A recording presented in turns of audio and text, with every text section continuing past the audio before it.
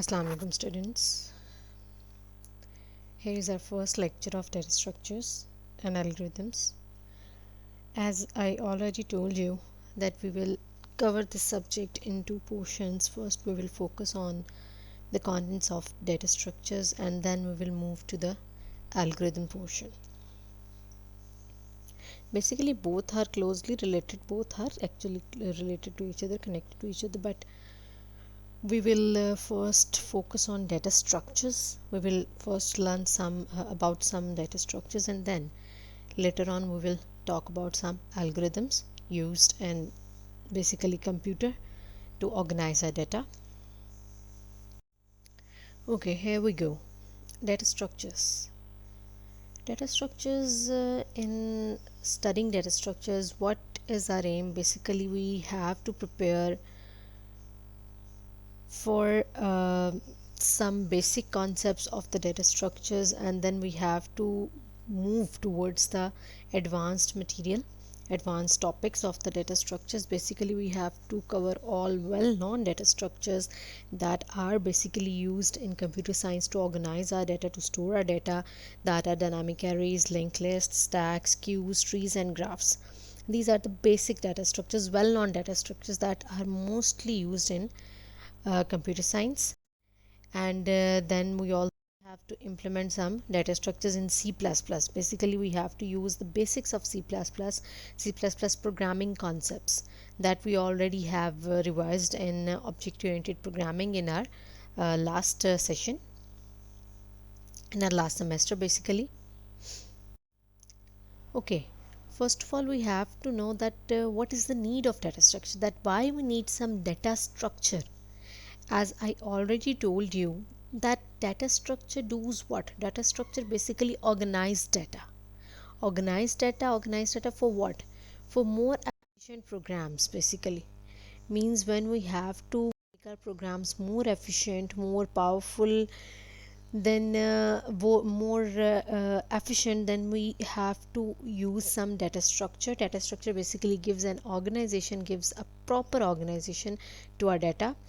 Basically our more powerful computers are more, have more complex applications, and more complex applications demand more calculations. So there is a need of organizing data in a proper way so that we can cope up with the speed of efficient computers, complex computers. Basically I want to tell you students that कि जब हमें computer में data store करना है तो हमारा data इस तरह से स्टोर होना चाहिए कि वो जो है एफिशिएंटली एक्सेस हो सके, सो दैट जो कंप्यूटर, जिन कंप्यूटर्स में वो डाटा स्टोर है वो एक जो है हाई स्पीड के साथ अपना काम कर सकें और उसमें उनकी परफॉर्मेंस इफ़ेक्ट ना हो। तो अगर हम बात करें कि हमारे पास डाटा स्ट्रक्चर के अंदर हमारे पास जो ऑर्गेनाइजेशन ऑफ डाटा क्या कहलाती है, तो ऑर्गेनाइजेशन ऑफ डाटा बेसिकली क्या है कि हमारे पास any organisation for a collection of records that can be search, processed in any order और मॉडिफाइड। मींस हमें डाटा की ऑर्गेनाइजेशन ऐसी लेनी है जिसमें हम डाटा को सर्च कर सकें, प्रोसेस कर सकें किसी भी ऑर्डर में, और वो उतना ही आसान, उतना ही फास्ट हो। ठीक है, दैट इज़ वाई हमें अपने कोई ऐसा डाटा स्ट्रक्चर यूज़ करना है जो हमारे डाटा को एफिशिएंटली स्टोर करवाए। एफिशिएंटली स्टोर करवाने का मतलब यही है कि उस डाटा को प्रोसेस करना, सर्च करना, उसको मॉडिफाई करना फास्ट हो, एफिशिएंट हो, ताकि हमारे जो फास्ट कंप्यूटर्स हैं वो भी जो है इजीली यानी अपनी स्पीड के साथ काम कर सकें। क्योंकि देखिए जब एक किसी भी हमने प्रोग्राम को रन करना है तो उसके लिए हमें डाटा कंप्यूटर से चाहिए। वो कंप्यूटर से जब डाटा रिट्रीव करने वाला टाइम है, अगर वो टाइम ज़्यादा है तो जो प्रोसेसर है, प्रोसेसर हाई स्पीड हो भी कंप्यूटर का, तब भी अगर डाटा रिट्रीवल हमारे पास लो है तो हमारे पास उस फास्ट स्पीड ऑफ कंप्यूटर का कोई फ़ायदा नहीं। सो कंप्यूटर की स्पीड का फास्ट होना यानी प्रोसेसर का हाई स्पीड होना, मल्टीपल प्रोसेसर चिप्स यूज़ करने के साथ साथ हमें और क्या चाहिए, हमें ये चाहिए कि हमारे कंप्यूटर के अंदर डाटा को हम इस तरह से ऑर्गेनाइज़ करें कि जब उसको एक्सेस करें तो फ़ौरन डाटा अवेलेबल हो, ताकि कंप्यूटर की जो स्पीड है और डाटा एक्सेस की स्पीड है वो इस तरह से मैच हो जाए कि कहीं बिल्कुल भी हमारे सीपीयू को थोड़ा सा भी वेट ना करना पड़े और वो अपनी एक कॉन्टीन्यूटी के साथ काम कर सके और फिर हमें हमारे डिज़ायर्ड रिजल्ट्स मिल सके। अच्छा, अब उसमें सबसे ज़्यादा ज़रूरी ये है कि हमें कैसा डाटा स्ट्रक्चर चूज़ करना है। डाटा स्ट्रक्चर हमें ऐसा चूज़ करना है, ऐसा सोल्यूशन चूज़ करना है जो कि एफिशिएंट हो। ठीक है जी। A solution is set to be efficient if it solves the problem within its resource constraints. अब ये क्या है कि रिसोर्स कंस्ट्रेंट्स के अंदर अगर कोई सोल्यूशन अपना काम पूरा करता है तो फिर हम उसे कहते हैं कि ये एक एफिशिएंट सोल्यूशन है। एफिशिएंट सोल्यूशन क्या क्या जी रिसोर्स कंस्ट्रेंट्स हैं क्या? इसके दो रिसोर्स कंस्ट्रेंट्स हैं, स्पेस और टाइम। स्पेस और टाइम मीन्स कि कोई भी डाटा को स्टोर करने का मेथड, बेसिकली ये सोल्यूशन किस सोल्यूशन की बात की जा रही है? डाटा को स्टोर करने की, या डाटा स्ट्रक्चर की बात की जा रही है।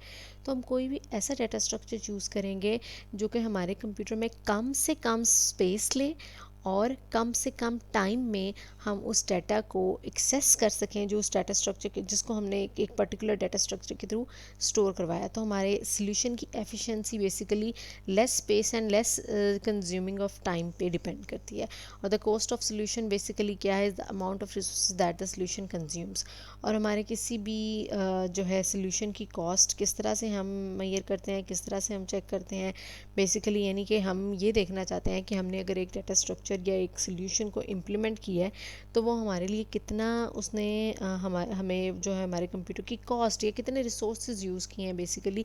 तो वो हम उसकी कॉस्ट को मेजर करने के लिए उसकी यूज्ड रिसोर्सेज की बात करते हैं। फॉर एग्जांपल हम कहते हैं कि हमने एक फ़ाइल को स्टोर किया है कंप्यूटर में, तो उसने कितनी स्टोरेज एरिया लिया, कौन कौन से रिसोर्सेज उसने यूज़ किए, कौन कौन से सॉफ्टवेयर्स की हेल्प से उसने काम किया, कैसे एक्सेस हुआ एंड ऑल, वो सारी चीज़ें मिला के क्या कहेंगी कि उस जो है हमारे पास सोल्यूशन की कॉस्ट क्या आई है।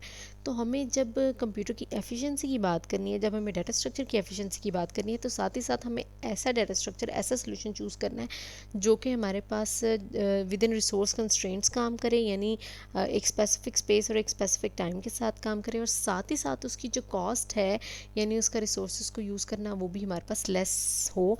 तभी हम उस सोल्यूशन को क्या बोलेंगे? तभी हम उस सोल्यूशन को एफिशिएंट सोल्यूशन बोलेंगे। जी। तो हम बात कर रहे थे एफिशिएंसी पे, और एफिशिएंसी हमारे पास सोल्यूशन की किस तरह से होती है कि जो है हमने उसके लिए उसके रिसोर्स कंस्ट्रेंट्स को देखना है, और हमने देखना है कि हमारा कोई भी सोल्यूशन कितनी कॉस्ट कंज्यूम करता है। उसी की बेस पे हमारे डाटा स्ट्रक्चर की या हमारे सोल्यूशन की एफिशिएंसी डिपेंड करती है।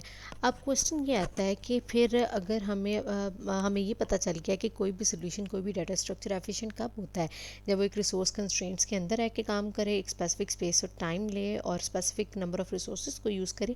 तो फिर हमारे सामने एक नेक्स्ट क्वेश्चन ये आता है कि डाटा स्ट्रक्चर कौन सा चूज़ किया जाए? मीन्स हमारी डाटा को स्टोर करने के लिए कंप्यूटर में हमें कौन सा डाटा स्ट्रक्चर चूज़ करना है? बेसिकली हमें क्या करना है? हमें first of all data structure choose करने के लिए कुछ पॉइंट्स को अपने माइंड में रखना है। हमने एनालाइज करना है अपने प्रॉब्लम को to determine the resource constraints a solution must meet, and then we have to determine the basic operations that must be supported, quantity of the resource constraints for each operation, and select the data structure that best meets these requirements। यानी कि हमें data structure को choose करने से पहले जिन दो तीन points को माइंड में रखना है, उसमें से सबसे पहला पॉइंट ये है कि हमने ये एनालाइज करना है कि हमारे प्रॉब्लम को सॉल्व करने के लिए कौन से रिसोर्स कंस्ट्रेंट्स ज़रूरी हैं, या कौन से रिसोर्स कंस्ट्रेंट्स क्या है? बेसिकली हमारे कंप्यूटर के कौन कौन से रिसोर्सेज हमें चाहिए, हमें हमारे प्रॉब्लम को सॉल्व करने के लिए कितनी स्पेस और कितना टाइम चाहिए। और फिर हमें ये देखना है कि कौन से बेसिक ऑपरेशंस हैं जिसकी हमें ज़रूरत है, और उनकी क्वांटिटी, उनको क्वांटिफाई करना है। मीन समझ लें, उनको हमने जो है कैलकुलेट करना है कि हमें कितने रिसोर्सेज चाहिए। जब हमें पता चल जाएगा कि हमारे किसी भी प्रॉब्लम को सॉल्व करने के लिए कितनी स्पेस और टाइम चाहिए और कितने रिसोर्सेज चाहिए सिस्टम के, यानी सीपीयू चाहिए, हार्डवेयर चाहिए, हार्ड डिस्क चाहिए, हमें हमें कोई प्रिंटर चाहिए, हमें कोई जो है एप्लीकेशन सॉफ्टवेयर चाहिए। जब हमें ये पता चल गया कि हमारे इस प्रॉब्लम के सोल्यूशन के लिए पर्टिकुलर स्पेस, पर्टिकुलर टाइम और पर्टिकुलर नंबर ऑफ़ रिसोर्सेज चाहिए, तो फिर हम एक जो है प्रॉपर डाटा स्ट्रक्चर को यूज़ कर सकते हैं अपनी प्रॉब्लम को सॉल्व करने के लिए। अच्छा जी, अब कुछ क्वेश्चंस हैं जो बेसिकली डाटा स्ट्रक्चर्स को चूज़ करने से रिलेटेड या डाटा स्ट्रक्चर से रिलेटेड है। मतलब वो क्वेश्चंस, यानी जब हम डाटा स्ट्रक्चर्स की बात करते हैं तो हमारे माइंड में कुछ क्वेश्चंस आने चाहिए। मसलन क्या क्वेश्चंस हैं वो? कि और all data inserted into the data structure at the beginning, और are inserted interspersed with other operations, Can data be deleted? Are all data processed in some well-known order or is random access allowed? मतलब अगर हम बात करते हैं data structure means data structure क्या है, data structure हम अपने माइंड में क्लियर कर लें, जो एक वर्ड में, जो एक लाइन में हमें इसका कॉन्सेप्ट होना चाहिए वो ये है कि डाटा स्ट्रक्चर एक डाटा की ऑर्गेनाइजेशन का मेथड है, एक आर्किटेक्चर है, एक स्केच है, एक वे, एक लेआउट है। ठीक है, एक तरीका है जिसके थ्रू हम डाटा को कंप्यूटर में स्टोर करते हैं। ठीक है, अब वो डाटा स्ट्रक्चर जो भी डाटा स्ट्रक्चर हम यूज़ करके अपने डाटा को कंप्यूटर में स्टोर कर रहे हैं वो कैसा डाटा स्ट्रक्चर हो सकता है। क्या उस डाटा स्ट्रक्चर में हमेशा हमने डाटा शुरू में इंसर्ट करना है या दरमियान में इंसर्ट करना है या कहीं एंड पे इंसर्ट करना है, या फिर वो डाटा जो हम इंसर्ट करते हैं वो डिलीट भी किया जा सकता है या नहीं किया जा सकता है। अगर हमने उस डाटा को एक्सेस करना है जो किसी भी डाटा स्ट्रक्चर के थ्रू स्टोर्ड है, क्या हम उसको एक स्पेसिफिक ऑर्डर में ही एक्सेस कर सकते हैं या फिर हम उसे रैंडमली भी एक्सेस कर सकते हैं। तो ये कुछ क्वेश्चंस हैं जो डाटा स्ट्रक्चर चूज़ करते हुए हमें अपने माइंड में रखने हैं कि हमारी नीड्स क्या हैं। ठीक है, अगेन वही वाली बात कि हमारी जैसी भी नीड्स होंगी उसके अकॉर्डिंग ही हम डाटा स्ट्रक्चर चूज़ करेंगे। ठीक है, एक तो हमने उसका जो है देखना है स्पेस और टाइम, रिसोर्स कंस्ट्रेंट्स, और साथ ही साथ हमने अपनी नीड देखनी है कि क्या हमें ऐसा डाटा स्ट्रक्चर चाहिए जिसमें हमने स्टार्ट पे स्टोर करना है या दरमियान में स्टोर करना है या एंड पे स्टोर करना है। तो उसके अकॉर्डिंग ही हमने, या हमें रैंडम एक्सेस चाहिए या हमें कॉन्टिन्यूस एक्सेस चाहिए है, तो हमें उसके अकॉर्डिंग ही अपने डाटा स्ट्रक्चर को चूज़ करना होगा। डाटा स्ट्रक्चर की फ़िलासफ़ी क्या है? डाटा स्ट्रक्चर की फ़िलासफ़ी मीन्स उसके बारे में, मतलब अगर हम कॉन्सेप्ट दें या उसकी फ़िलासफ़ी कहें तो वो क्या है। हर डाटा स्ट्रक्चर की जी कुछ कॉस्ट है और कुछ बेनिफिट्स हैं। In other words, her data structure के कुछ फ़ायदे हैं और कुछ नुकसान हैं, प्रोज एंड कॉन्स हैं। ठीक है, rarely is one data structure better than another in all situations. यानी कि अगर हम कहें कि कोई एक डाटा स्ट्रक्चर, कोई एक मेथड ऑफ ऑर्गेनाइजिंग डाटा हम अपने कंप्यूटर में चूज़ करते हैं, मीन्स हमने डाटा को सीक्वेंस में स्टोर किया फॉर एग्जांपल, तो वो किसी सिचुएशन में तो सीक्वेंस वाला डाटा बेहतर काम करेगा, लेकिन किसी सिचुएशन में हो सकता है हमें रैंडम एक्सेस चाहिए हो डाटा की, तो फिर वो जो सीक्वेंस वाला डाटा स्टोरिंग का जो मेथड है वो वहाँ पे तो फेल हो जाएगा। ठीक है जी, तो हम ये नहीं कह सकते कि कोई डाटा स्ट्रक्चर हमेशा अच्छा है या कोई डाटा स्ट्रक्चर हमेशा बुरा है। कोई डाटा स्ट्रक्चर किसी सिचुएशन में बेहतर है, कोई डाटा स्ट्रक्चर किसी सिचुएशन में बेहतर है। ये सारी चीज़ें हमें और क्लियर होती जाएंगी जैसे जैसे हम मल्टीपल डाटा स्ट्रक्चर्स देखते जाएंगे। बेसिकली अभी हम सिर्फ एक उसका आइडिया ले रहे हैं, इसलिए हमें ये चीज़ें मतलब अभी कुछ क्लियर नहीं हो रही, लेकिन देखें जैसे जैसे हमें पता चलेगा, जैसे हम बात करेंगे हमारे पास अरे is a data structure, tree, heap, then stack, then queue and etcetera, तो हमें साथ साथ पता चलता जाएगा हाँ जी कौन से डाटा स्ट्रक्चर में डाटा को ऑर्गेनाइज करने का तरीका क्या और किसके क्या फ़ायदे हैं और क्या नुकसान है। तो अगर हम एक डाटा स्ट्रक्चर की बात करें तो एक डाटा स्ट्रक्चर को क्या चाहिए, a data structure requires space for each data item it stores, time to perform each basic operation and programming effort. ठीक है जी, ये तीन चीज़ें हैं जो एक डाटा स्ट्रक्चर को चाहिए कि डाटा जो उसने स्टोर करना है उसके लिए कितनी स्पेस चाहिए, टाइम कितना चाहिए, उसके बेसिक ऑपरेशंस कौन से हैं, इसके डाटा को स्टोर करना, मैनिपुलेट करना और डाटा को जो है ना डिलीट करना, एक्सेस करना, ये सारे इसके बेसिक ऑपरेशंस हैं किसी भी डाटा स्ट्रक्चर के। ठीक है, कि डाटा को उसने कहाँ स्टोर करना है, कैसे स्टोर करना है, कैसे उसे एक्सेस करना है, कैसे उसमें चेंजेस लेकर आने, कैसे उसे डिलीट करना है, कैसे उसे अपडेट करना है, और उस सब में उसको कितनी प्रोग्रामिंग एफर्ट लगती है, ये सारी चीज़ें एक हर एक डाटा स्ट्रक्चर को चाहिए होती हैं। चलिए जी, यहाँ तक अभी तक हमें समझ आ रहा है कि डाटा स्ट्रक्चर क्या है, मतलब हमें एक आइडिया मिल गया कि अगर हमने अपने डाटा को स्टोर करना है कंप्यूटर में तो हमें कौन कौन सी चीज़ों को माइंड में रखना है कि हमने कौन सा डाटा स्ट्रक्चर चूज़ करना है, उसके लिए कौन से रिसोर्स कंस्ट्रेंट्स चाहिए, उसकी एफिशिएंसी किस तरह से हम मेंटेन करेंगे, उसकी स्पेस एंड टाइम कितना वो लेगा, फिर किस सिचुएशन में कौन सा डाटा स्ट्रक्चर बेटर है, हमारे डाटा की जिस तरह की टाइप होगी, जैसी हमारी रिक्वायरमेंट या नीड्स होंगी उसके अकॉर्डिंग ही हम बेस्ट डाटा स्ट्रक्चर चूज़ करेंगे, और ये भी कि हर डाटा स्ट्रक्चर हर सिचुएशन में हमारे पास परफेक्ट नहीं होता। ठीक है जी, अच्छा, इस कोर्स के बेसिकली गोल्स क्या हैं? गोल्स ये हैं कि हमने रीइंफोर्स करना है द कॉन्सेप्ट दैट को cost and benefits exist for every data structure. मतलब हमें एक बात तो ये क्लियर होनी चाहिए कि हर डाटा स्ट्रक्चर की कुछ कॉस्ट यानी कह लें उसकी कुछ कीमत है, उसके कुछ नुकसान है, या उसके लिए हमें कुछ पे करना पड़ रहा है, उसके लिए हमें कुछ एफर्ट करनी पड़ी और कुछ उसके फ़ायदे भी हैं। मीन्स प्रोज एंड कॉन्स हर डाटा स्ट्रक्चर के हैं, और हमें ये देखना है कि learn the commonly use data structure, हमें कॉमनली यूज जो डाटा स्ट्रक्चर्स हैं उनके बारे में बात करनी है। ठीक है जी, जो कि हमने पहले भी बात की। हम देखेंगे एरेज को, देखेंगे लिस्ट को, देखेंगे queue, stack, graph, tree and etcetera. फिर हमने अंडरस्टैंड करना है how to measure the cost of a data structure और प्रोग्राम। अच्छा, सबसे इंपॉर्टेंट जो एंड में हम मतलब आखिर में नहीं कह लें कि हर डाटा स्ट्रक्चर की कंक्लूजन हम ये निकालेंगे कि हम सबसे पहले डाटा स्ट्रक्चर कुछ जो है उसके बारे में डिटेल कॉन्सेप्ट्स लेंगे, उसे हम पढ़ेंगे और फिर एट दी एंड हम एक एनालिसिस करेंगे जिससे हम ये मेजर करेंगे कि हमारा कौन से डाटा स्ट्रक्चर, किसी एक स्पेसिफिक डाटा स्ट्रक्चर की कॉस्ट क्या है। कॉस्ट क्या है मीन्स एक बेसिकली कॉस्ट मेजर करते हुए हमने क्या देखना है, हमने ऐसी टेक्निक्स यूज़ करनी है जिससे हम ये जज कर सकें कि हमारे डाटा स्ट्रक्चर के मेरिट्स क्या हैं और डीमेरिट्स क्या हैं, मीन्स उसके फ़ायदे क्या हैं और उसके नुकसान क्या हैं, हमने बेसिकली देखना है। ठीक है।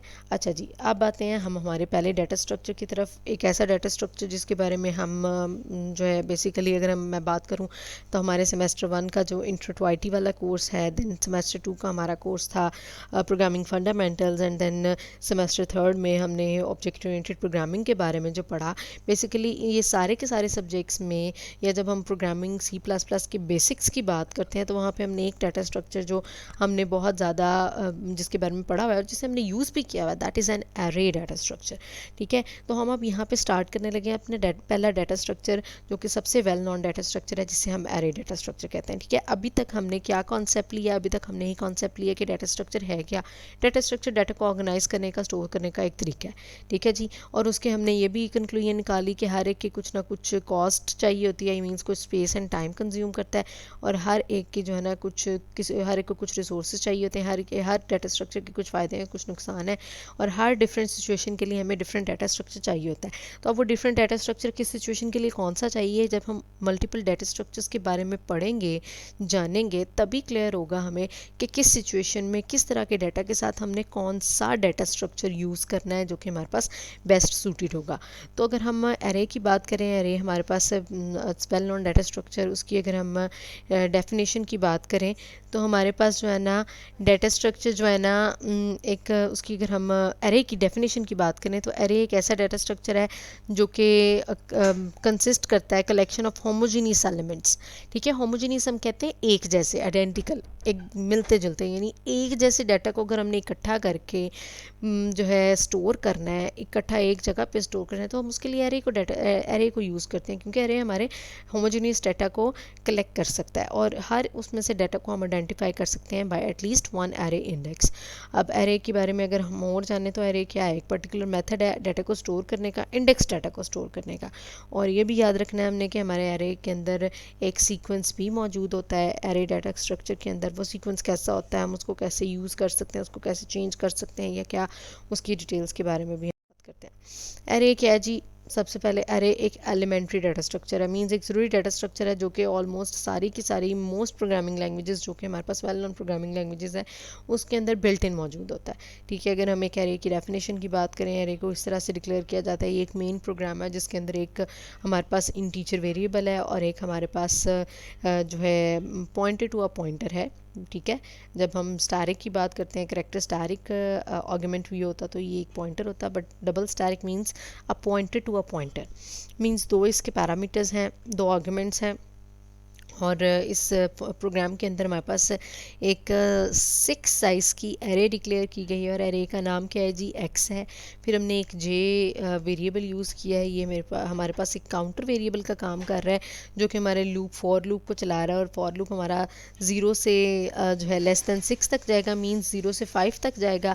0 से 5 तक हमारे पास टोटल कितने एलिमेंट्स होते हैं, हमारे पास 6 एलिमेंट्स होते हैं, और उसको हमने जो है हर एक एलिमेंट को एक्स जे इंडेक्स के थ्रू हमने जो है ना उसको असाइन कर दिया। मींस हमने एक्स जे हर एक इंडेक्स पे हमने वैल्यू क्या रखवाई है, 2 इंटू स्टारिक जे मीन्स अगर हमारे पास एक्स ज़ीरो है तो एक्स ज़ीरो पे हमारे पास क्या आ जाएगा, ज़ीरो आ जाएगा, 2 इंटू ज़ीरो ज़ीरो आ जाएगा। अगर हमारे पास जे 1 है तो हमारे पास 2 इंटू 1 2 आ जाएगा। अगर हमारे पास जे 2 आता है तो 2 इंटू 2 4 आ जाएगा, मीन 0 2 4 6। इस तरह से हमारे पास इस एरे के डाटा जो है वो इसके अंदर स्टोर हो जाएगा और ये हमारे पास एक एरे कंस्ट्रक्ट हो जाएगी इन क्या कहते हैं जी स्टेटमेंट्स के थ्रू। अगर हम एरे की डिक्लेरेशन की बात करें तो इन टेक्स एरे की डिक्लेरेशन थी। एरे क्या है जी, collection of cells of same type, वो हम पहले ही बात कर चुके हैं। The collection has the name x, ठीक है, ये जो 6 एलिमेंट्स की कलेक्शन है, इस सब का नाम, इसमें से हर एलिमेंट का नाम क्या है, इसमें से हर एक एलिमेंट का नाम है एक्स, ठीक है। लेकिन हर एक एलिमेंट का अगर नाम एक्स है तो किसी एक स्पेसिफिक एलिमेंट को हम कैसे एक्सेस कर सकते हैं? सिंपल, वो ये है कि हम जब इस एक कॉमन नाम के साथ एक स्पेसिफिक सेल का इंडेक्स लगा देते हैं तो फिर हमें एक स्पेसिफिक सेल की वैल्यू मिल जाती है। मींस ये 6 वैल्यूज़ का, जो हमने कहा कि इस एरे के अंदर 6 वैल्यूज़ आएंगी, इन 6 के 6 वैल्यूज़ का नाम एक होगा, लेकिन उन सबको डिफ्रेंशिएट करने के लिए उस नाम के साथ हम क्या यूज़ करते हैं? एक इंडेक्स यूज़ करते हैं, जैसे कि x0, x1, x2, x3, x4, x5। अगर हम एरे का लेआउट देखें तो एरे का लेआउट किस तरह से है, इसके अंदर ये 6 कलेक्शन, जो 6 मेमोरी लोकेशंस हैं, that are allocated continuously, contiguous या फिर कंजेक्टिव। हम अगर अपने रैम की बात करें, अगर हम इस स्ट्रक्चर को, ये जो फिगर हमें नज़र आ रही है, इसे हम अगर रैम कहें तो रैम के अंदर भी हमारे पास कंजेक्टिव मेमोरी लोकेशंस होती हैं। और जब हम एक एरे डिक्लेयर करते हैं तो हमें एरे के लिए जितनी भी वैल्यूज़ के लिए स्पेस चाहिए वो स्पेस हमें इकट्ठी ही मिलती है। इसीलिए हमने कहा कि एरे सेल्स जो हैं कॉन्टीजियस होते हैं और the memory can be thought of as an array. और ये पूरी की पूरी मेमोरी जो कंजेक्टिवली एलोकेट हुई है, कॉन्टीजियसली एलोकेट हुई है, वो उसको, उस सारी की सारी मेमोरी को हम क्या कहते हैं? उस सारी मेमोरी का हम एरे कहते हैं। अच्छा जी, एरे नेम के ऊपर बात करते हैं। एरे नेम क्या है? पहले भी हमने बात की, एक्स जो है वो एरे का नाम है। एक्स सिर्फ एरे का नाम नहीं, बल्कि उसके अंदर जितने भी वेरिएबल स्टोर हैं, जितनी भी वैल्यू स्टोर है, उन सब का नाम भी एक्स ही है। अच्छा, एरे नेम के ऊपर कुछ और डिस्कशन करते हैं कि एक्स जो है एक एरे का नाम तो है, लेकिन ये एक वेरिएबल नहीं है, ठीक है, वेरिएबल नहीं है। वेरिएबल हमेशा बेसिकली क्या होता है? वेरिएबल हमारे पास एक एल वैल्यू होती है। L value means left value. Left value means जिसे हम, जो कि हमारे पास कह लें जी, असाइनमेंट ऑपरेटर के लेफ़्ट साइड पे आए ना, जो भी चीज़, जो भी वेरिएबल या जो भी वर्ड हम असाइनमेंट ऑपरेटर के लेफ़्ट साइड पे लिख सकते हैं, उसे हम क्या बोलते हैं? एल वैल्यू, ठीक है। लेकिन एक्स एल वैल्यू नहीं है। हम एक्स को सिंपली कोई भी वैल्यू असाइन नहीं कर सकते। एक्स को अगर हम वैल्यू असाइन कर सकते हैं तो उसके इंडेक्स के साथ, मींस हम उसके सेल का रेफरेंस जब तक नहीं देंगे साथ, तब तक वो हमारे पास एल वैल्यू नहीं है। फॉर एग्जांपल, अगर हमारे पास एक कोड है, we have code int A is equal to int means हमने 2 वेरिएबल्स डिक्लेयर किए हैं, तो हम राइट कर सकते हैं उसको। बी को हम 2 असाइन कर दिया, ए को हमने बी असाइन कर दिया, ए को हमने 5 असाइन कर दिया, क्योंकि ए और बी अगर ये हमारे पास लेफ़्ट या राइट साइड पे आ रहे हैं, अगर ये लेफ़्ट साइड पे आ रहे हैं, इट मीन्स ये एल वैल्यू वेरिएबल्स हैं। But we can not write 2 is equal to A, because 2 हमारे पास एक एल वैल्यू नहीं है। सिमिलरली एक्स जो है वो आपके पास एल वैल्यू नहीं है। X is just the name of the array, और उसके साथ जब हम इंडेक्स अटैच कर देते हैं तो फिर वो हमें एरे की एक स्पेसिफिक लोकेशन, स्पेसिफिक सेल से वैल्यू लेने में हेल्प करता है। X is naught L value. Int x6 अगर हम डिक्लेयर करते हैं और एक हम int n, 2 variables declare, sorry, एक हम एरे डिक्लेयर करते हैं और दूसरा हम वेरिएबल डिक्लेयर करते हैं, तो हम x0 is equal to 5, x1 is equal to 2 कर सकते हैं।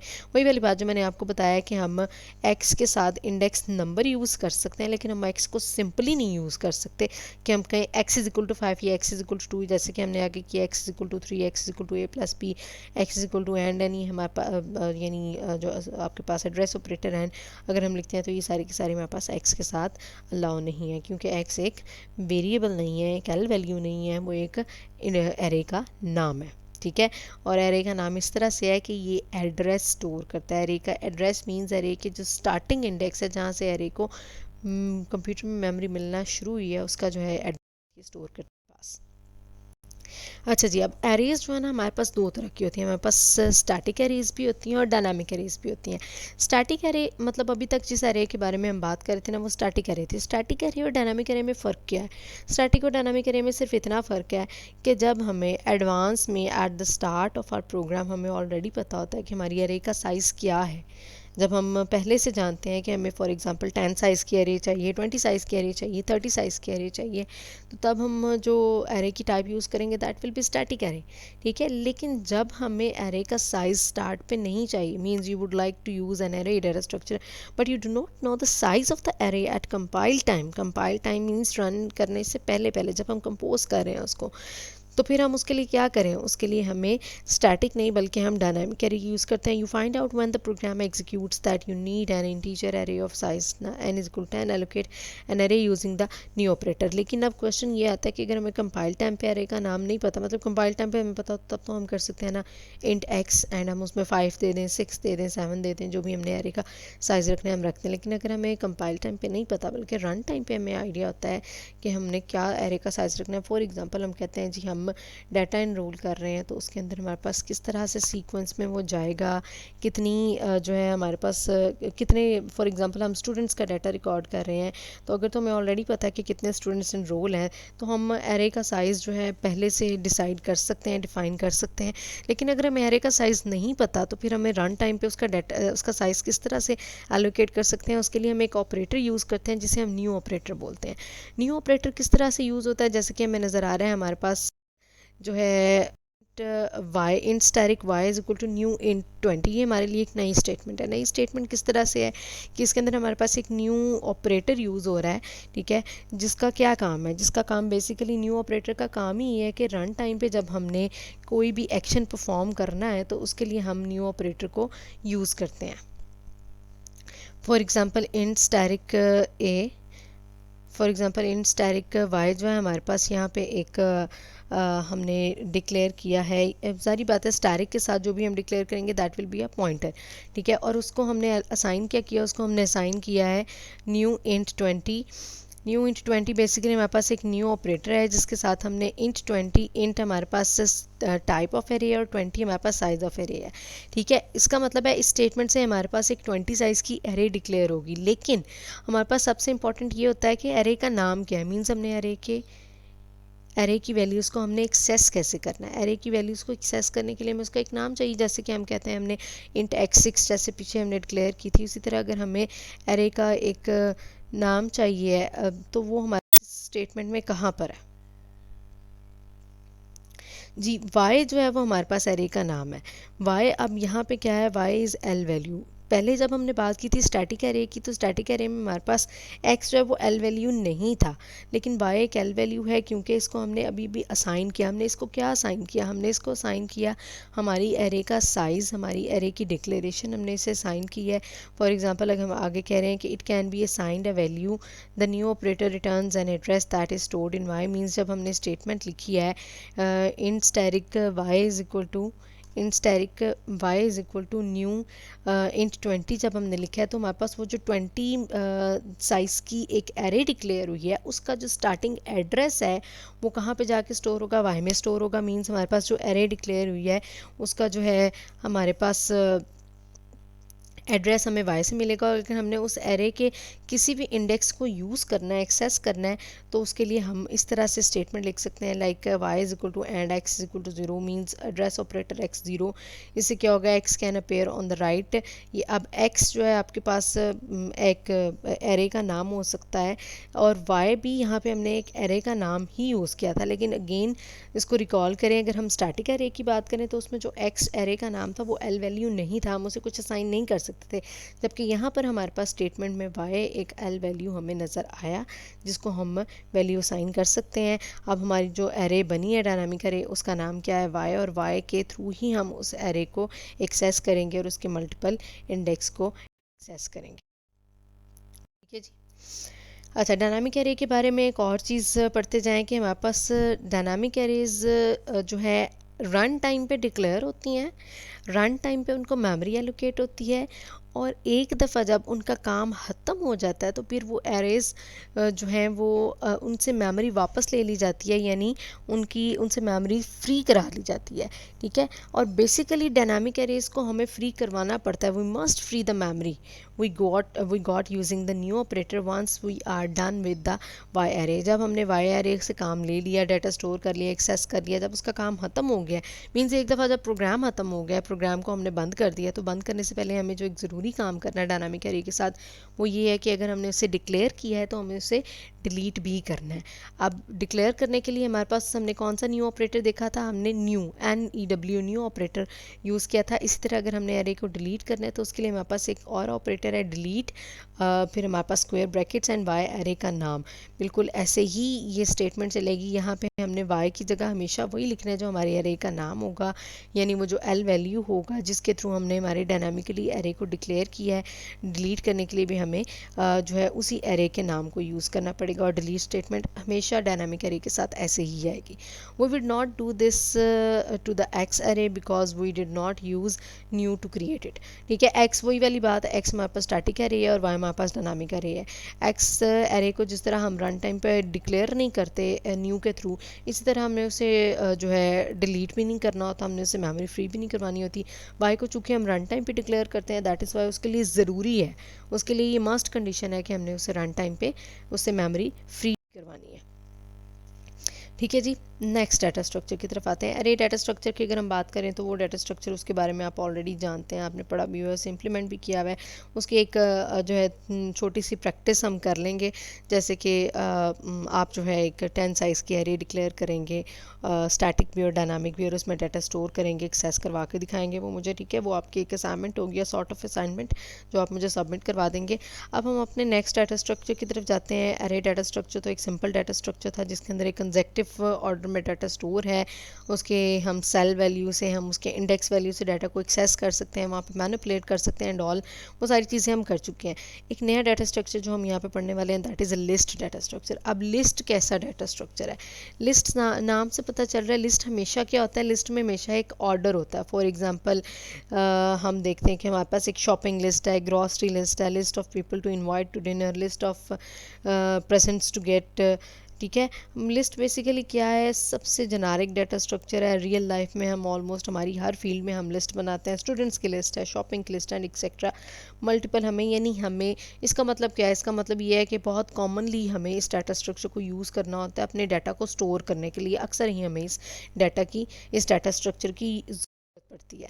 अब लिस्ट क्या है? लिस्ट की अगर हम बात करें तो लिस्ट एक कलेक्शन ऑफ आइटम्स है that are all of the same type. Again जिस तरह हम एरे के अंदर देखें तो एरे एक तरह की वैल्यूज़ को स्टोर करती है, उसी तरह लिस्ट भी हमेशा एक ही तरह की चीज़ों को स्टोर करती है। फॉर एग्जांपल हम कहें कि ग्रॉसरी आइटम्स की एक लिस्ट है, इंटीजर्स की लिस्ट है, नामों की लिस्ट है, कोई स्टूडेंट्स की लिस्ट है, कोई मार्क्स की लिस्ट है, तो एक जैसे डाटा को स्टोर करने के लिए हम लिस्ट को यूज़ करते हैं। द आइटम्स और elements of the list are stored in some particular order.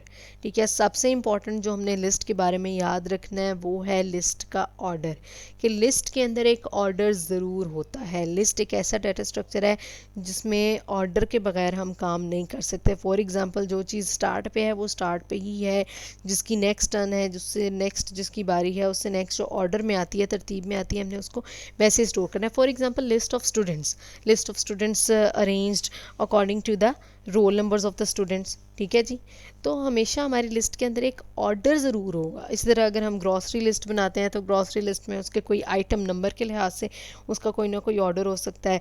Names की हम बात करते हैं, नेम्स की लिस्ट में कोई अल्फ़ाबेट्स की जो है हमारे पास तरतीब हो सकती है, लेकिन हमेशा लिस्ट के अंदर एक तरतीब मौजूद होगी। अगर हम एरे की बात करें तो क्या एरे के अंदर एरे के अंदर कोई ऑर्डर होता है? एरे के अंदर जो है बेसिकली ऑर्डर हो भी सकता है और नहीं भी, लेकिन उसके लिए ये कन्फर्म नहीं है, उसके लिए ज़रूरी नहीं है। लेकिन लिस्ट के लिए ऑर्डर होना बहुत ज़रूरी है।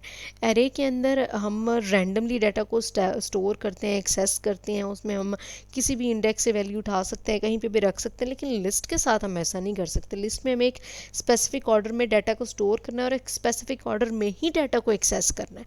ठीक है जी, तो ये बात हमने याद रखनी है कि एरे रैंडम डाटा स्ट्रक्चर है जबकि लिस्ट एक ऑर्डर डाटा स्ट्रक्चर है जिसके अंदर एक पर्टिकुलर ऑर्डर होता है। It is possible to insert new elements into various position in the list and remove any element of the list. ठीक है, लेकिन by following a particular order. ठीक हो गया जी, ये लिस्ट के बारे में हमें एक आइडिया मिल गया कि लिस्ट किसी भी सेम टाइप की चीज़ों की कलेक्शन के लिए हम लिस्ट यूज़ करते हैं, जिसके अंदर जो है हमारे पास एक पर्टिकुलर ऑर्डर में हम डाटा को स्टोर करते हैं, और उस पर्टिकुलर ऑर्डर को ही फॉलो करते हुए हम कहीं पे भी डाटा स्टोर भी करवा सकते हैं, रिट्रीव भी करवा सकते हैं, लेकिन एक स्पेसिफिक रूल्स को फॉलो करते हुए इसके अंदर काम होगा। अदरवाइज नहीं होगा। लिस्ट बेसिकली उसके बारे में अगर हम और बात करें तो list set of elements in a linear order. ठीक है, ये भी याद रखना है कि हमारे पास लिस्ट में डाटा जो है लीनियर होता है, रैंडम नहीं होता। लीनियर मीन्स एक सीक्वेंस, एक ऑर्डर में होता है। For example data values A1 A2 A3 A4 can be arranged in a list like A3 A1 A2 A4। अच्छा, अब इसका मतलब यहाँ से हमें क्या समझ रहा है, A1 A2 A3 A4 अगर हम कहें कि अगर हम इसके ऑर्डर की बात करते हैं तो क्या इसका ऑर्डर यही हो सकता है कि A1 पहले आएगा, A2 बाद में आएगा, A3 थर्ड पे और A4 लास्ट पे आएगा? नहीं, ऐसा नहीं है। बल्कि ये कुछ भी हमारे पास वैल्यू है और इनको हमने किसी एक स्पेसिफिक क्राइटेरिया की बेस पे हमने डिसाइड कर लिया कि A3 पहले आएगा, A1 बाद में आएगा, A2 उससे बाद और A4 लास्ट में आएगा।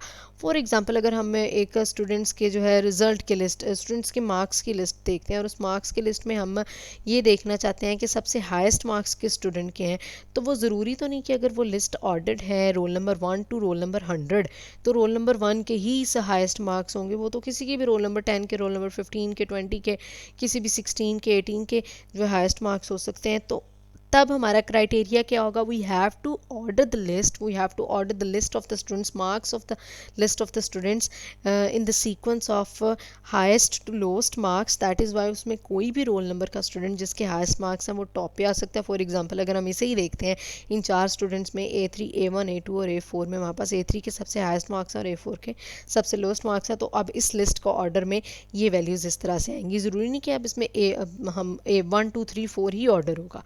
ठीक है, ऑर्डर डिफाइंड होता है, लेकिन जब एक ऑर्डर डिफाइन हो जाता है तो फिर हमने उसे ही, उसी ऑर्डर को ही फॉलो करना होता है। ठीक है, जैसे कि ये बता रहे हैं, in this list A3 is the first element, A1 is the second element and so on. The order is important here, this not just a random collection of elements, it is an ordered collection। ठीक है जी, याद रखना है, list is an ordered collection. Order sequence जो हमने define कर दिया, जो हमने डिसाइड कर लिया, उसके अकॉर्डिंग ही हमारे डाटा ने स्टोर होना है, उसके अलावा हमारे डाटा ने स्टोर नहीं होना। और वो मैंने आपको बताया, वो ये नहीं है कि सीक्वेंस होगा लाइक असेंडिंग वे, असेंडिंग ऑर्डर में इंटीजर्स को स्टोर कर लें या डिसेंडिंग में स्टोर कर लें या रोल नंबर वाइज स्टोर कर लें, बल्कि एक सीक्वेंस जो भी हमने क्राइटेरिया सेट कर दिया है लिस्ट के अंदर, हमने उसे ही फॉलो करना है। बस एक बात जो हमने याद रखनी है, that list is an ordered collection of data, not random like array. Okay जी, लिस्ट के ऑपरेशंस की अगर हम बात करें कि जब हम लिस्ट को मैनिपुलेट कर रहे हैं या लिस्ट को हम क्रिएट कर रहे हैं, लिस्ट को हमने स्टोर करना है, या लिस्ट को यूज़ करते हुए एक्चुअली हमने हमारे डाटा को कंप्यूटर में स्टोर करना है, तो उसके लिए हमें कौन कौन से ऑपरेशंस हैं जो हमें लिस्ट के ऊपर अप्लाई करने हैं। तो उसमें हमारे पास जी क्रिएट लिस्ट का ऑपरेशन है। क्रिएट लिस्ट क्या करता है, एक नई लिस्ट बना देता है। ठीक है, क्रिएट लिस्ट का ऑपरेशन जब बेसिकली हम क्या करते हैं, हम एक डाटा स्ट्रक्चर बनाएंगे ना, हम एक क्रिएट करेंगे, हम एक क्लास लिस्ट बनाएंगे। ठीक है, लिस्ट की क्लास बनाएंगे। अब लिस्ट की क्लास बनाएंगे तो उसके कुछ data member and member functions भी बनाएंगे। अब वो फंक्शंस या वो ऑपरेशंस कौन कौन से हम लिस्ट के उस क्लास के अंदर इंक्लूड करेंगे, उसमें से पहला ऑपरेशन है जी क्रिएट लिस्ट। ठीक है, क्रिएट लिस्ट हमारी नई लिस्ट क्रिएट कर देगा। कॉपी जो है वो क्या करेगा, copy set one list to be copy of another, means अगर दो लिस्ट्स हैं, एक लिस्ट के डाटा को हमने दूसरी लिस्ट में कॉपी करना है तो कॉपी का ऑपरेशन यूज़ किया जा सकता है। अगर हमने लिस्ट के सारे एलिमेंट्स को रिमूव करना है, लिस्ट को खाली करना है, क्लियर करना है, तो क्लियर का फंक्शन यूज़ हो सकता है। इंसर्ट का फंक्शन इंसर्ट करेगा एक्स एलिमेंट को at the position, at some particular position। question mark shows that a particular position। again वही वाली बात, चूँकि लिस्ट में एक ऑर्डर है, एक सीक्वेंस है, इसलिए x को, यानी x एलिमेंट है, फॉर एग्जांपल इंटीजर 5 है, 5 को लिस्ट में हमने कहाँ पे स्टोर करना है, दैट इज़ इम्पॉर्टेंट। कि हमने लिस्ट में उसको स्टार्ट पे स्टोर करना है, एंड पे स्टोर करना है, दरमियान में स्टोर करना है। तो हमें इंसर्ट करते हुए ना सिर्फ वैल्यू बतानी है कि कौन सी वैल्यू इंसर्ट करनी है, बल्कि हमने ये भी बताना है कि हमने कौन सी पोजीशन पे वो वैल्यू स्टोर करनी है। ठीक है जी, फिर अगर हम रिमूव की बात करते हैं, हमने लिस्ट में से कोई भी एक एलिमेंट रिमूव करना है, तो फिर हमें वो एलिमेंट नहीं बताने की ज़रूरत, हमें बस उस पोजीशन पे जाना है, उस पर्टिकुलर पॉइंट पे जाना है जहाँ से हमने उस एलिमेंट को रिमूव करना है। ठीक है जी, अगर हमने कोई एलिमेंट गेट करना है तो गेट के लिए भी हमें उसकी स्पेसिफिक पोजीशन बतानी पड़ेगी कि कौन से एलिमेंट को, फॉर एग्जांपल पहला, दूसरा, तीसरा, चौथा, पांचवा, कौन सा एलिमेंट हमें चाहिए। सिमिलरली अगर हमने हमारे डाटा को अपडेट करना है, हमने लिस्ट के अंदर किसी वैल्यू को रिप्लेस करना है किसी नई वैल्यू से, तो एक्स वो वैल्यू होगी जो हमने नई वैल्यू रखवानी है। लेकिन किससे रिप्लेस करना है उस पोजीशन पे पहुंचना ज़रूरी है। फॉर एग्जांपल हम कहते हैं हमने लिस्ट के 5वीं लोकेशन पे जाके, यानी क्वेश्चन मार्क की जगह हम 5 लिखते हैं, 5th वाली लोकेशन पे जाके अगर नेम स्टोर है अनम और हमने उसे चेंज करके आमना करना है, तो उसके लिए हमें यहाँ पे एक्स की जगह जो है आमना वैल्यू देनी पड़ेगी और क्वेश्चन मार्क की जगह हमने 5 देना पड़ेगा, यानी वो लोकेशन जहाँ पे जाके हमने हमारे डाटा को अपडेट करना है। इसी तरह अगर हमने फाइंड करना है, फाइंड करने के लिए अब हमें पोजीशन नहीं वैल्यू बतानी है कि हमने कौन सी वैल्यू को हमारे लिस्ट में ढूंढना है। फॉर एग्जांपल हमने नेम जो है ढूंढना है, कोई जो है हिरा नेम हमने फाइंड आउट करना है, तो यहाँ पे हम फाइंड में उस नेम को बताएंगे। फिर वो क्या होगा कि लिस्ट के सारे एलिमेंट्स को हम बारी बारी बारी बारी बारी बारी मैच करेंगे, जिसके साथ वो मैच होगा हमारे पास एक्स एलिमेंट वही हमारी डिज़ायर्ड लोकेशन होगी, डिज़ायर्ड एलिमेंट होगा। फिर लेंथ का फंक्शन क्या करता है, ये बताता है कि लिस्ट की लेंथ कितनी है, मीन जिसमें कितने टोटल एलिमेंट्स हैं। अब ये एरे तो नहीं है जिसमें हमने पहले से बताया हो, स्टैटिक या डायनामिक हमने बताया हो कि इसके अंदर कितनी वैल्यूज़ हैं या कितनी वैल्यूज़ आ सकती हैं या कितनी वैल्यूज़ हमने स्टोर करनी है। लिस्ट में तो जैसे जैसे एलिमेंट्स आते जाते हैं वैसे वैसे हम उसमें स्टोर करते जाते हैं, लेकिन कितने एलिमेंट्स लिस्ट के अंदर आ गए हैं वो चेक करने के लिए जो हम फंक्शन यूज़ करते हैं दैट इज़, ठीक है जी। लिस्ट के operations we need to decide what is meant by particular position, we have used question mark for this, वो जिसकी हम बात कर चुके हैं। There are two possibilities, use the actual index of the element, insert after element 3, get element number 6, this approach is taken by arrays, और use a current marker और pointer to refer to a particular position in the list. अच्छा, अब अगर हम बात करें कि हमने किसी एक स्पेसिफिक लोकेशन पे जाके डाटा इंसर्ट करना है या किसी एक स्पेसिफिक लोकेशन पे जाके डाटा हमने अपडेट करना है या किसी एक स्पेसिफिक लोकेशन के डाटा को हमने एक्सेस करना है, तो एरे के अंदर तो ये काम करना बहुत आसान था, क्योंकि एरे के अंदर हमारे पास इंडेक्स मौजूद था। फॉर एग्जांपल हमने इंडेक्स 1 से या इंडेक्स 2 से या इंडेक्स 3 से कोई वैल्यू लेनी है, उसे अपडेट करना है, उसे चेंज करना है, जो भी करना है हम कर सकते थे। लेकिन अगर हम बात करें हमारे लिस्ट की, तो लिस्ट के अंदर इंडेक्स जैसा तो कुछ नहीं होता, इंडेक्स जैसा कुछ नहीं होता, तो फिर हमने उसकी किसी एक स्पेसिफिक पोजीशन पे कैसे जाना है, उस स्पेसिफिक पोजीशन पे जाने के लिए हम यहाँ पे एक मार्कर, एक पॉइंटर यूज़ करेंगे, जो कि हमारी लिस्ट की एक स्पेसिफिक जो है लोकेशन को आइडेंटिफाई करने के लिए, उसको एक्सेस करने के लिए यूज़ होगी। कैसे यूज़ करेंगे इसकी, जब हम प्रोग्रामिंग एक्सरसाइज करेंगे, यानी इसको हम प्रोग्राम में कन्वर्ट करके देखेंगे, तो फिर हमें समझ आएगी कि इंडेक्स की जगह एक्चुअली ये करंट मार्कर या करंट पॉइंटर कैसे यूज़ होता है और ये किस तरह से लिस्ट की किसी एक स्पेसिफिक पोजीशन पे हमें लेके जाता है। समझ लें, ये बिल्कुल इस तरह से कि हम बुक पढ़ रहे हैं और बुक में हमने कोई अपना मार्कर रखा है, मतलब किसी एक पेज में हमने कोई मार्कर रखा है, क्योंकि हम जब पढ़ना चाहें, हम उस स्पेसिफिक पेज पे जाना चाहें, तो जिस तरह हम कहते हैं उसको हमने वहाँ पे एक निशानी लगा दी, यहाँ पे अपने एक मार्कर रख दिया है। उसी तरह लिस्ट में भी हम एक मार्कर लगा के रखेंगे, उस मार्कर की हेल्प से ही हम लिस्ट में आगे पीछे मूव कर सकेंगे, ठीक है। और वो उसका नाम मोस्टली हम करंट रखते हैं। बहरहाल उससे जब हम प्रोग्रामिंग इम्प्लीमेंटेशन की तरफ जाएंगे पे हम, ओके स्टूडेंट्स, आज के लेक्चर में यही यहाँ तक ही है, ठीक है। आज के लेक्चर में हमने ये देखा है कि डाटा स्ट्रक्चर है क्या, डाटा स्ट्रक्चर कैसा होना चाहिए, उसकी एफिशिएंसी किस पे डिपेंड करती है, हमने डाटा स्ट्रक्चर चूज़ करते हुए किन पॉइंट्स को माइंड में रखना है, डाटा स्ट्रक्चर के हर डाटा स्ट्रक्चर के कुछ प्रॉज हैं, कुछ कॉन्स हैं, कुछ मेरिट्स हैं, कुछ डीमेरिट्स हैं। फिर हमने वेल नोन डाटा स्ट्रक्चर अपना एरे एक रिवाइज़ किया, जिसमें हमने स्टैटिक एरे भी देखा, डायनामिक एरे भी देखा, दोनों में डिफरेंस देखा कि स्टैटिक एरे कब यूज़ करना है, डायनामिक एरे कब यूज़ करना है। फिर हम उससे आगे चले और हमने अपना एक डिफरेंट डाटा स्ट्रक्चर, एरे से डिफरेंट डाटा स्ट्रक्चर देखा, that was a list data structure.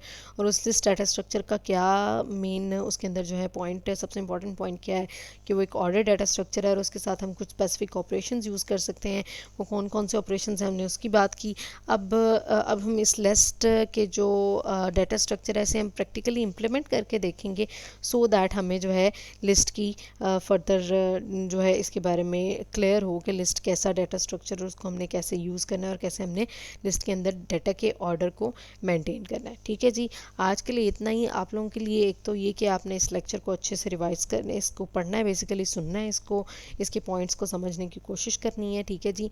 और एक और काम आपने जो करना है, एक सॉर्ट ऑफ असाइनमेंट, वो ये है कि आप लोगों ने जो है एक static and dynamic array declare करके, लाइक साइज 10 की दोनों एरेज आप डिक्लेयर कर लें, एक का नाम एक्स रख लें, एक का नाम वाई रख लें, और उन दोनों के अंदर आपने वैल्यूज़ जो हैं इंसर्ट करनी है, रिमूव करनी है, मीन्स एक्सेस करनी है, उसको चेंज करना है, अपडेट करना है, एरे बनाना है, एरे को खाली करना, उसके अंदर वैल्यू रखना, वैल्यू को चेंज करना। ये कुछ काम आपने एरे के साथ करने हैं और ये आपने जो है अपनी छोटी सी असाइनमेंट बना के तो आप लोगों ने जो है सबमिट करवा देनी है, ठीक है जी। सबमिट करवाने का मेथड मैं आप लोगों को बता दूंगी। ओके जी, आज के लिए इतना ही। अल्लाह हाफ़िज़।